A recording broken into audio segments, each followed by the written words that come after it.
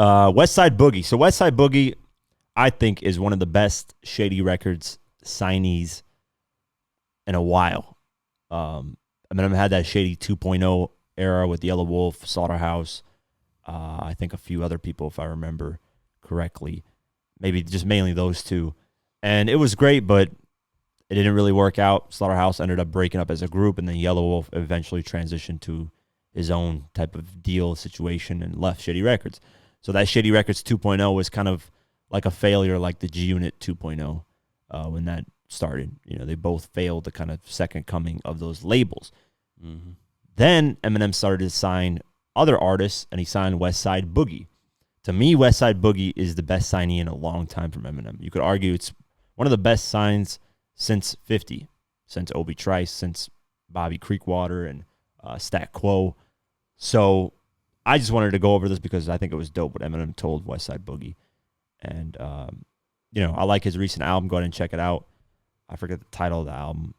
Black Superheroes or something like that. Let me see. I just want to get it right so people can check it out. It's called like Black Superheroes. Let me see. That right here. What the hell? Westside Boogie. More Black Superheroes. There you go.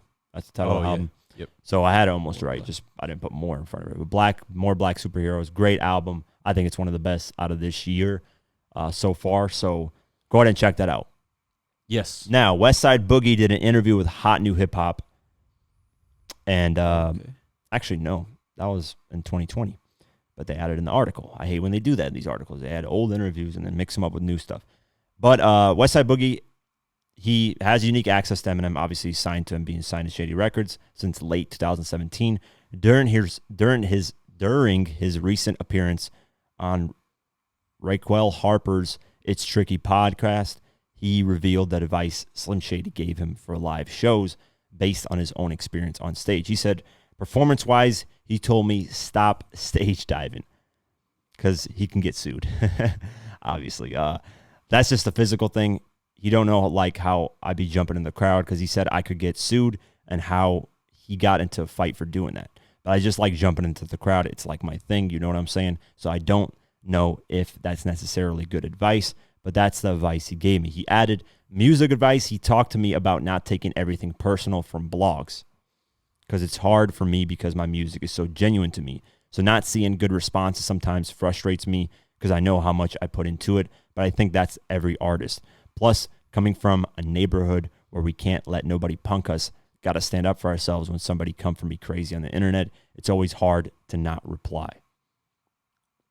Of course, we know Eminem gets very, very personal when it comes to people not liking his music. You saw that one. What was that one video? It might have been, it's off the Kamikaze. I think it's called The Fall video where he shot. And in the beginning of that video, he's like looking at all the responses for his last album, The Revival. Oh, yeah. Like, man, what the fuck? Yeah, he's getting mad. So it's this applies to anybody creating anything online, whether it's music, whether it's YouTube content, whatever you're creating online. You're going to get people criticizing, you're going to get people talking shit. It just comes with the game, man. Right now we're posting on TikTok. I'm seeing a lot of TikTok comments that are just bullshit, people hating for no reason, and they'll say things, and you're going to get that, but you're also going to get a lot of love and support. So it's good to respond to the support more than the hate. That's my issue. Sometimes I'll respond more to the hate than I will the support without even noticing. But now I've been doing a lot better at that, just ignoring comments. Because some people just say shit just to get a reaction out of you. Some people say shit because they actually mean it. Some people don't know you. That's the only video they've seen of you. That's the only clip they've seen of you. So they have no idea what you're about. So that's the same thing applies to music. So Eminem's advice is great there. Music, they'll probably just hear one song and say this shit's trash and not even listen to the rest of the music. And that's the problem. People can sometimes get only a glimpse of you. They don't get the full story. Like, even on the Diverse Mentality page, we'll get comments sometimes of people saying, what the fuck? Some forums, my documentaries will be on there, on these forums, and people will react to them and be like, who the fuck is this Quake guy? This guy is white. This guy doesn't know what the hell he's talking about.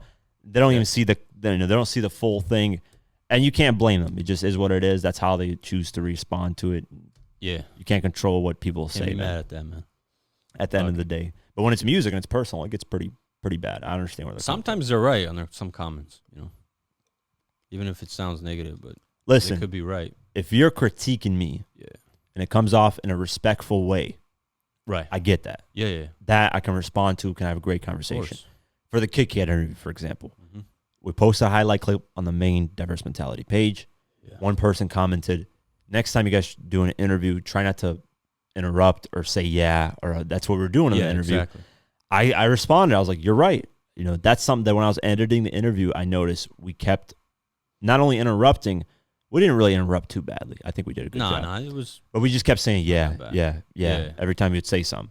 And that sounds horrible on audio, you know. In the meantime, when you're doing it, you don't really think about it. We didn't realize we were doing it that much. It's just like we're just excited to have Kiki come through. We're excited, but now, you know, I for the most part, I'll be able to check myself and shut up, and just kind of nod my head, not say anything, just be like this, you know, nod your head. So, you know, you learn, you live and you learn. That was a good comment. That was a critique, but he wasn't disrespectful. He was like, this interview is fucking trash, man. What kind of this shit's bullshit? I'm glad he brought that up and said it, man. Yeah. So I responded in a respectful way. I was like, yeah, you're right, man. I wish I could have changed it, but it just is what it is. We're excited. And, you know, and he's like, yeah, man, great response. And I'm glad you didn't take it personal. And yeah, sometimes you'll get trolling comments. Sometimes you'll get all kinds of shit. So you just you can't get, when people praise you a lot, you can't get excited off that. And when people hate on you a lot, you can't get excited off that. Like, you can't get upset about that. You got to accept everything and just is what it is. And just, you know, not get too high on the highs and not too low on the lows. So yeah, you got to come into this just knowing that. So you don't. Oh, I remember the first video I dropped, J. Cole. I was scared when people were gonna say. I was like, man, I was used to it because of the hip hop blogs that I had. People would comment shit on there, but back then nobody knew who was behind the scenes of that. Nobody knew my voice. Nobody knew what I looked like. Nothing. On the YouTube, they started knowing my voice, so it's a little bit easier to kind of critique.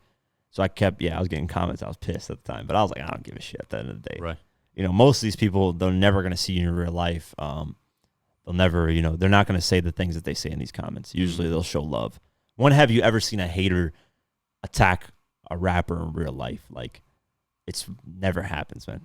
A lot of these people that comment, they'll see, oh shit, man. They'll talk shit about Game, be like, he's a bitch for this, that. But then when they see Game, what's up, man? You're one of my favorite rappers, man. I love you. Yeah, I love you. And that's the best. Yeah. Not even out yet. It's the best. Yeah, so people just, you know, that's just how it goes. That's part of the game. It's all good. And Eminem knows more. Everybody know. It's just one of those things. Everybody know. Yeah, he said, this is a while ago, by the way, they mentioned the interview of how they met and stuff.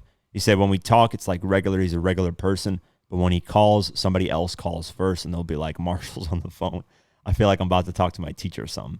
What makes it great about him is he just lets me grow as an artist and lets me do what I got to do. If I need something from him, I can always reach out. As far as my work, I don't really want other people influencing my ideas. I want to get my own thoughts off. I don't really want to involve too many people, honestly.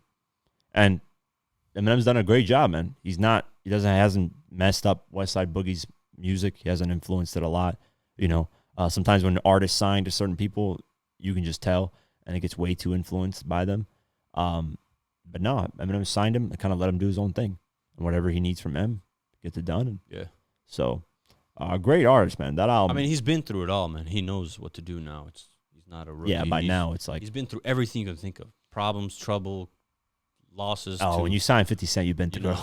Yeah. That was the biggest one that just out of nowhere popped up to him. But he probably learned so much shit out of it. Yeah, if he knows so much. Like, I mean, he's in the game for a long time. Man. Yeah, if you're watching this on video and I keep putting my hand under my desk, I'm scratching. I have so many mosquito bites, man. He's checking off. Yeah, I got so many mosquito bites right now. Jesus, mosquitoes fucked me up when I was outside this past couple of days. Yeah, so I don't like mosquitoes. Yeah, they're killing me. Yeah, dope. Kind of, it's dope to just hear things from these type of artists. What kind of? I didn't even know you could get sued just jumping because you see so many artists doing that. Yeah, you can't get sued. You can get sued for anything nowadays.